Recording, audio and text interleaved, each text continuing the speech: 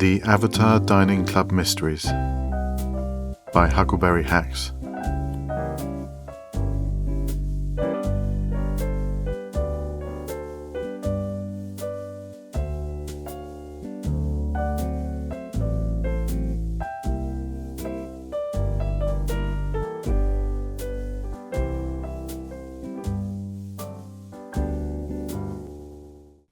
Episode 16. The METAVERSE Detective.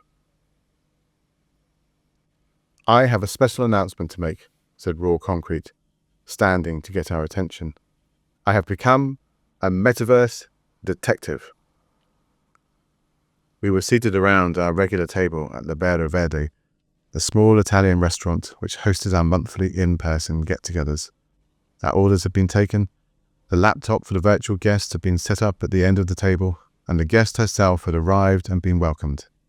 Her name was Mali de Haplo, and she was a designer of various bits and pieces in the metaverse, which might loosely be grouped under the theme household items. Desk clutter, cleaning consumables, books in various piles and rows, small furnishings, rugs, fridge magnets, wine racks, photo frames, cookware, and so on. None of us had ever heard of her brand, but we'd all shown due respect and appreciation to her as one of the small army of creators who keeps the metaverse economy fueled, and which helps every person create a home which reflects their own unique tastes and character. She had a massive inworld store where all this stuff was sold, one of those dreadful places where you can spend a whole evening just trying to find the product you're after. Vanilla Sharp, my metaverse and now real-life girlfriend, had dragged me around one of them a couple of days previously in a vain attempt to find me a new shirt that we both liked, or, failing that, a new shirt that she liked. Her default product inspection speed, coupled with the sheer size of the place, meant I barely had enough time to read the first few lines of the various promotional note cards before I had to run after her in order to remain within chat range and follow her shopping commentary. She had not been in an especially cheerful mood, so I had been particularly keen to be a well-behaved co-shopper. For the second month in a row, her planned guest for our meeting had been bumped by an urgent request from another club member, this time Raw, that they bring someone themselves instead. "A detective?" Indigo Williams echoed incredulously. "You?" "Why not?" the young man replied confidently. "After all, I'm experienced. How many mysteries have we solved so far around this table? I've been making notes." "How many mysteries have we solved?" Indigo inquired. "Well, obviously Edward solved them," he said, gesturing somewhat dismissively in the direction of our white-haired 60-something host, who waved this acknowledgement away with equal dismissiveness. "But, see, we're all his students. I've become a bit burned out from building in recent months, and I felt like I needed something different to do in world. Then it hit me. I should become a detective. I have the mystery-solving experience, plus I can put my building and scripting skills to use in creating detecting devices like bugs and spy cameras." "My God," I said. "What have we created?" "Listen to me, Raw," Indigo said sincerely, leaning towards him across the table. "It's very important that you hear this. You couldn't find the solution to a mystery if it was stapled to your face." "Not fair," he protested. "I've offered viable solutions in at least a couple of these meetings." "Which were wrong." "But this is a different context than detective work in world," he persisted. "Here, we just have one discussion to find the answer. If an idea doesn't lead anywhere in the metaverse, then I can just try something else." "Systematic inquiry," Jennifer Bitt commented, from her position opposite me. "Exactly," Raw said, and then added, "I think." Indigo pressed on regardless. "Raw, this is a very, very, very bad idea. No good can come of it. You will never be successful in this line of work." But our youngest member simply smiled at her. Well, that's where you're wrong, my purple-haired friend. He turned proudly to the laptop at the end of the table. Mally is my very first client, and I solved her case last week. He outlined the case to us with great embellishment. What it boiled down to was this. Mally had approached him, suspecting that her metaverse partner was having an affair. Raw had provided her with a special watch he'd created to give her partner as a gift. Unbeknownst to the hapless recipient, the watch had a script inside it which reported its whereabouts to Raw wherever it was being worn, so that he could then turn up in that location and tail the suspect. Accordingly, he'd followed the guy to an art gallery and caught him liaising in public chat with a female avatar there. That's it? Asked Vanilla, from her position to the left of the laptop. That's your detective work. It's hardly Hercule Poirot. Not all detective work is glamorous, Raw said defensively. Most of it is pounding the streets, following the leads, sifting through the evidence fact by fact. It's dull, it's tedious, it's lonely work that few people could possibly appreciate But essentially, said Indigo, you just got a device to tell you where he was, and then got lucky the first time you told him. A job that, basically, anyone could have done. But anyone didn't do it, said Jennifer. Raw did. Indigo turned to her and demanded, Why are you always defending him? He always tries his best, she replied assertively. That's not something that can be said of all people.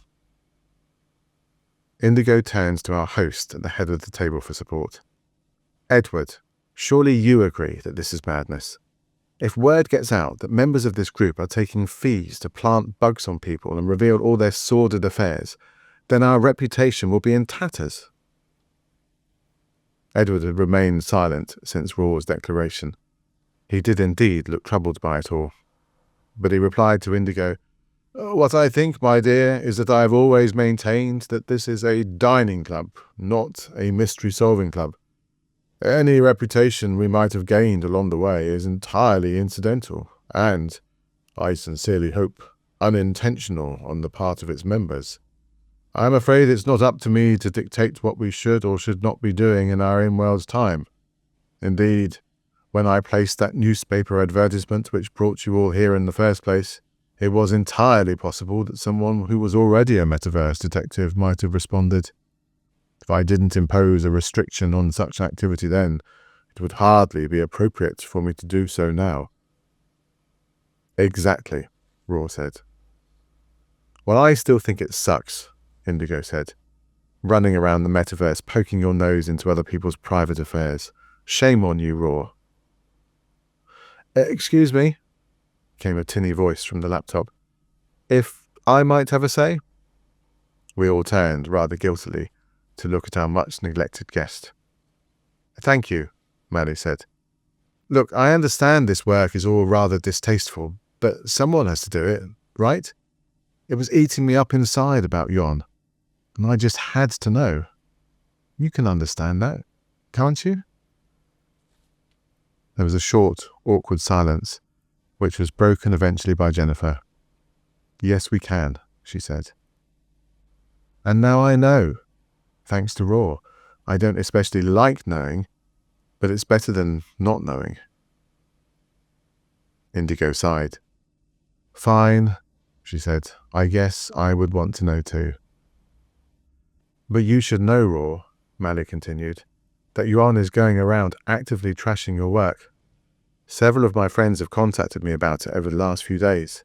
He's been telling them you made up the conversation you sent me. I can quite assure you that that conversation was copied directly from my chat window, Raw stated, rather stiffly. Of course he's telling people that, said Vanilla. He got caught. He's trying to do some damage to the guy that caught him. Even so, they tell me he's very insistent, enraged even. Of course, I blocked him from communicating directly with me. Vanilla nodded. Quite right too.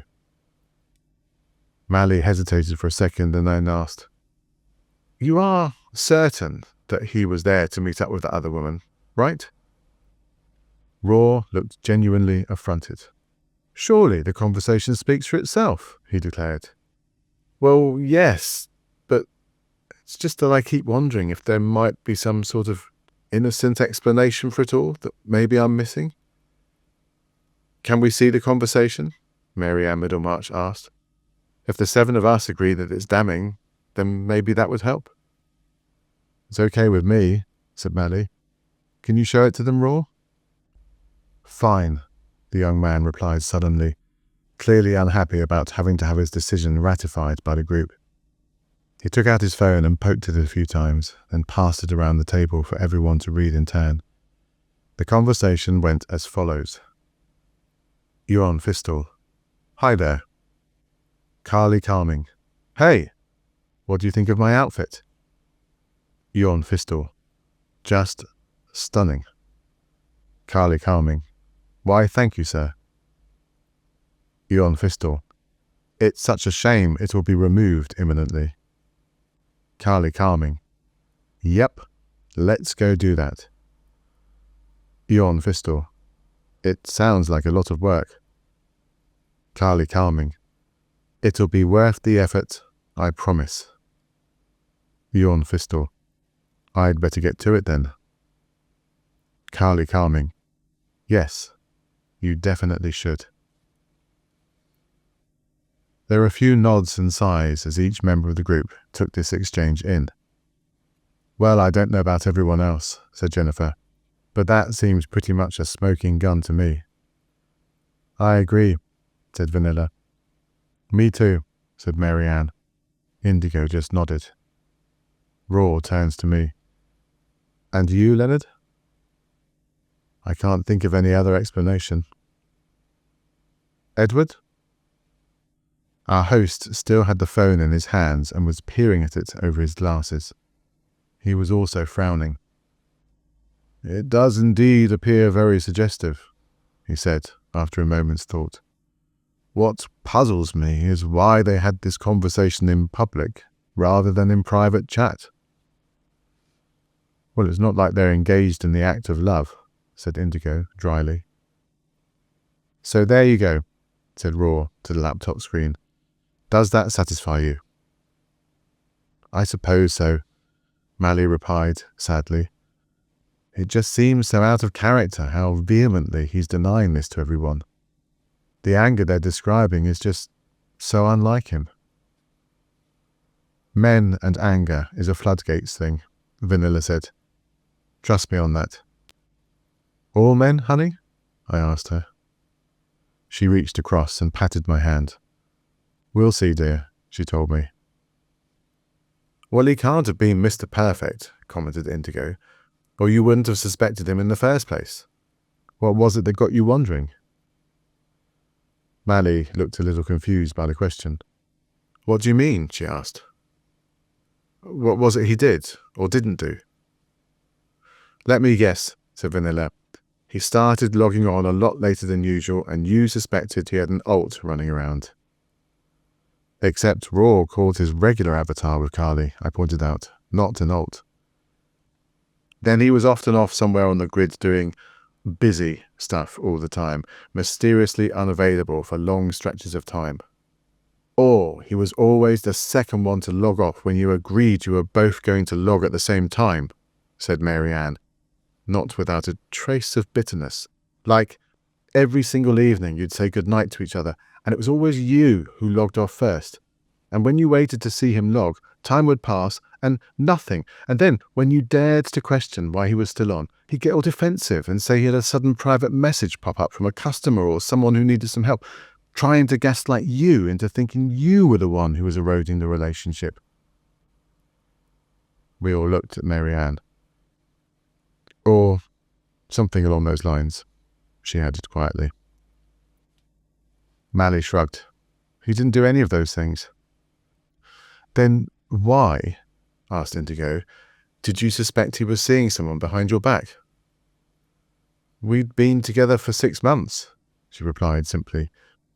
I've never been with someone for that long and had them remain faithful to me. Wait, I said, so you're telling us his behaviour hadn't changed at all? Well, he had become more affectionate towards me, she said. I just assumed he was feeling guilty about something. And then again, I said, looking across the table at Vanilla as I spoke, maybe he was just realising, more and more, just how lucky he was to have found someone like you. Vanilla smiled back at me, her eyes glistening slightly. This is all moot, said Raw, because we know he was seeing someone.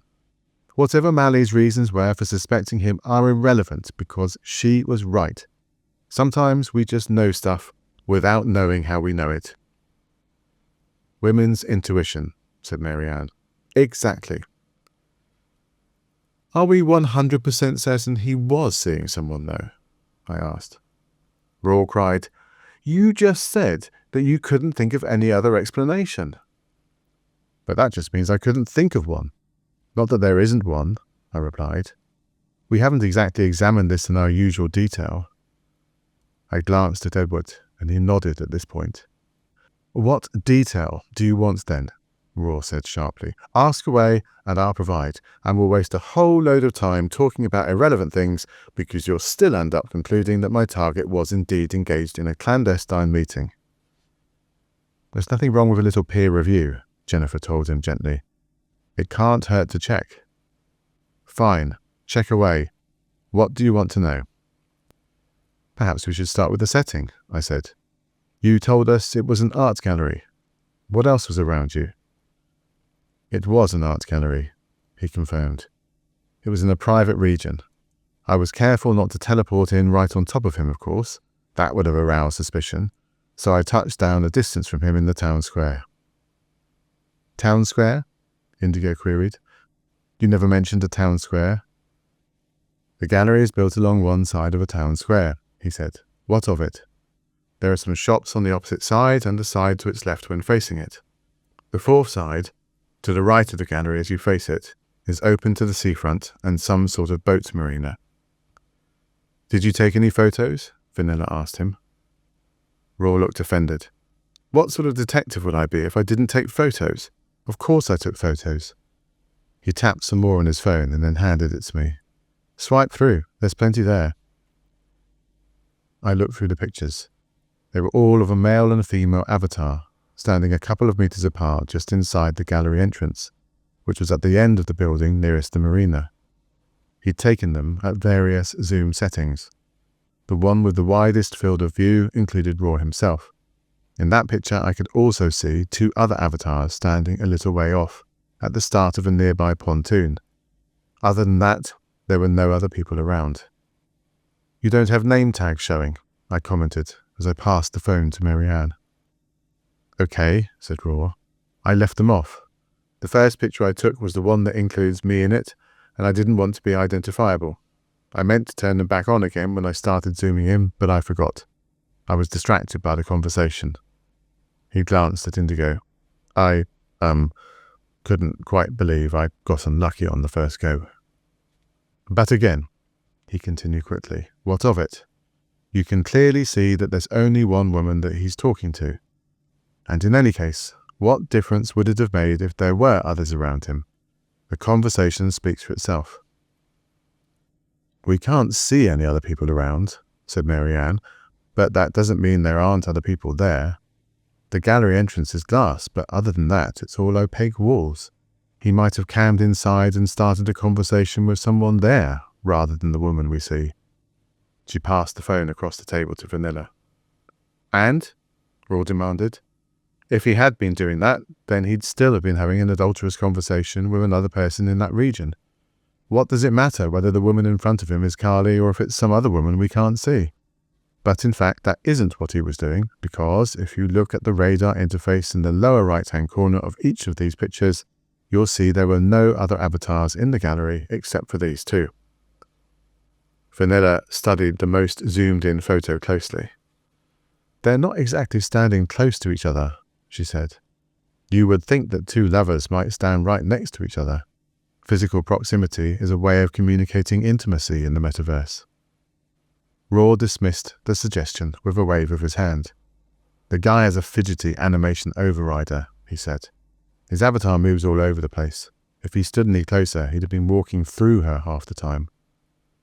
Yeah, that's true, Mally said from the laptop. His AO made me want to scream. Fidgety AOs definitely require a greater stand distance, said Jennifer, as she took the phone from Vanilla. She also studied the most zoomed-in picture. Wait, she said, that's the outfit? What do you mean? Asked Raw. She asked him about her outfit, and he replied that it was stunning, and then they made a big deal out of the plan to remove it. But what's so special about that outfit? It's a white blouse and a pair of black office pants. Indigo leaned over to look. Maybe they have some sort of office relationship kink going on, she commented. Jennifer arched an eyebrow. I suppose, she said doubtfully. I just find it hard to imagine anyone getting erotically excited over that. Indigo looked at her. This is the metaverse we're talking about. Jennifer nodded. Yeah, you're right. She handed the phone to Indigo, who looked at it for a few more seconds and then passed it on to Edward, saying only, well, without that chat log to give context, I would say there is nothing remotely incriminating about those photos. But we do have the chat log, Raw said, and, as I've been saying all along, that is entirely sufficient evidence all by itself. Just as I predicted, we've all spent a bunch of time ending right back where we started. I looked across at our host, who had removed his glasses so he could study the images closely. This watch you gave Mally, he said thoughtfully. A very clever invention. Does it just report the location of the user? Or does it have other functions also? Thank you, Edward, Raw said. I'm glad that someone at this table appreciates my skills. As it happens, it also has a listening script in it. We looked at each other blankly. Finally, Jennifer asked a question. A listening script? Raw sighed. You guys are useless. Don't you remember that deadly number guy used a listening script in his table that disappeared at Christmas? And don't you remember that deadly number guy was both my boyfriend briefly as well as a member of this club for one meeting? Vanilla asked him sweetly. Raw pushed this aside as an irrelevant distraction. Listening scripts listen to public conversation within chat range, he explained. In the case of my watch, the script then adds this conversation to a text file for me to review. So you didn't even have to actually go to where he was to overhear his conversation? Indigo asked him. Well, it's more something I can check when I've not been online and want to see if the target got up to anything whilst I was away, the young man replied. If I'm online and available, then I'm going to want to go and take a look myself. As Edward said, we might expect most clandestine conversations to take place in private messages, not in public chat, which of course my listening script has no access to, so it's of limited day-to-day use. Still, you never know when a casually dropped line of public chat might open up a new lead. Edward nodded and continued. And have you consulted this log to see if the conversation there matches that which you overheard? No, said Raw slowly, a bemused look on his face. But why would it be any different? Well, it's just a mere possibility, of course, Edward replied. But I can't help but notice that you seem to be standing quite a distance away from Yuan in your pictures. As I said, Raw stated, I didn't want to teleport in on top of his head. I had to make it look like I had arrived at the region naturally. Oh, yes, of course. An astute piece of fieldcraft, I'm sure. What I'm wondering, however, is whether Yuan and the person he's talking to are both within your 20-meter chat range? Raw paled. What do you mean? How could that be important? See here, dear fellow. Edward showed him the phone screen.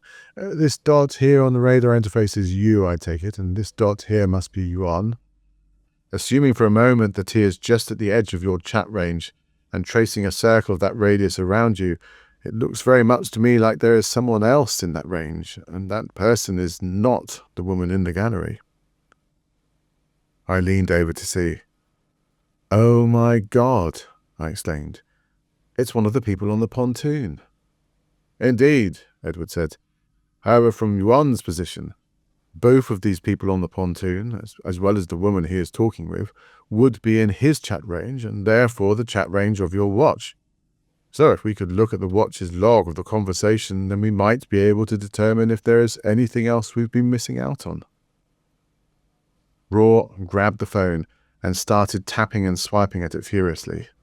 Then, all of a sudden, his eyes opened wide in horror.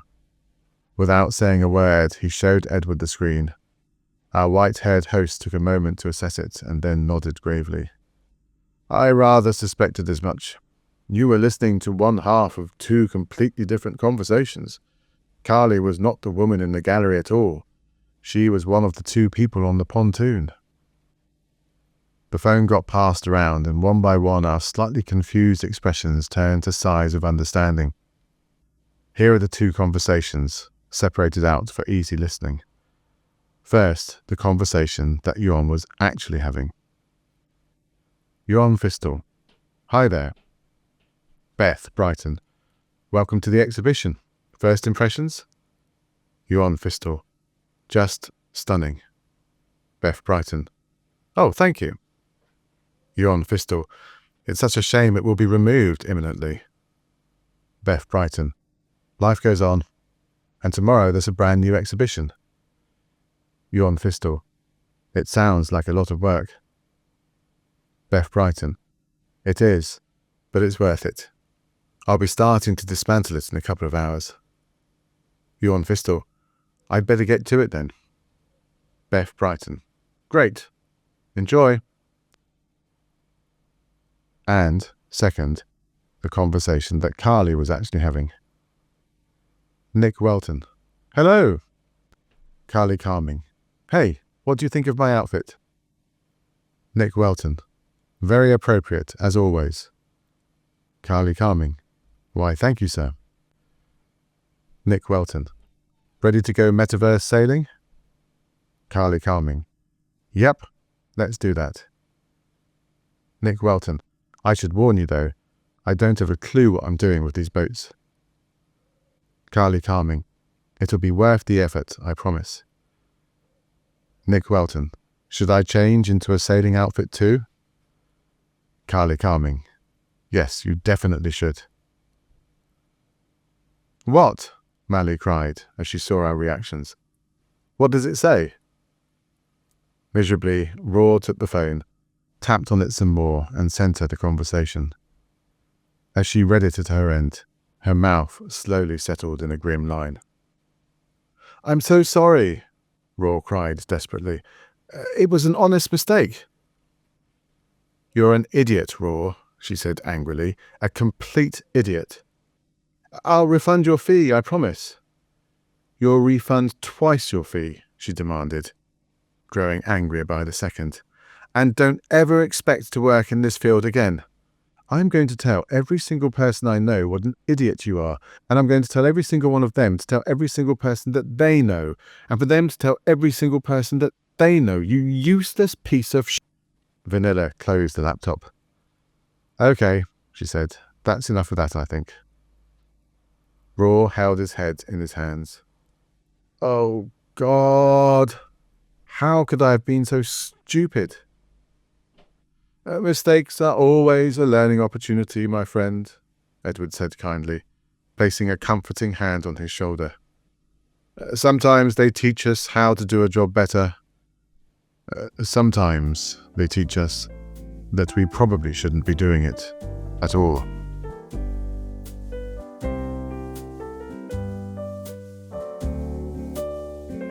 The Avatar Dining Club Mysteries was written and read by Huckleberry Hax.